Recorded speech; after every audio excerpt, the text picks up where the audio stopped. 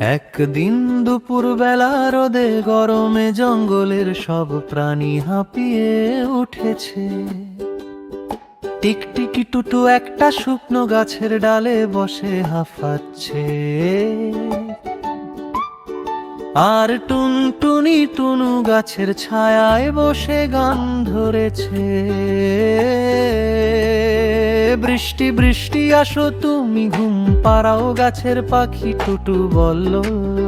টুনু তুমি যত গান গাও বৃষ্টি আসে না তো, আমি যদি বৃষ্টি আনতে পারতাম। টুনু হেসে বলল, তুমি আবার বৃষ্টি আনবে, তুমি তো সূর্যের ভয়েই পালাও। ঠিক তখনই আকাশে কালো মেঘ জড়ো হলো। বৃষ্টি মামা গলা ছেড়ে হেসে বললেন, কে আমার নাম নিচ্ছিলে, আমি এসেছি।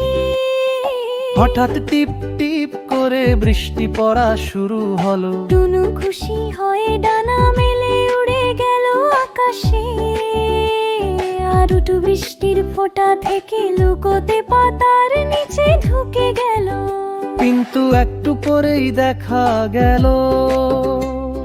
টুটুর পাতার নিচে ছোট্ট পিঁপড়ার বাসা ডুবে যাচ্ছে। টুটু তাড়াতাড়ি বলল, টুনু টুনু পিঁপড়াগুলোর ঘর ভেসে যাচ্ছে। টুনু উড়ে গিয়ে বৃষ্টি মামাকে বলল, মামা একটু থামুন, নিচে ছোট্টদের বিপদ। বৃষ্টি মামা হাসলেন, ওহো বুঝলাম, তাহলে এবার টিপ নয় ঝিরি ঝিরি করব। তারপর বৃষ্টি ধীরে নেমে এলো। পিঁপড়ারা ঘর বাঁচাল, গাছগুলো হাসলো, আর আকাশে রং ধনু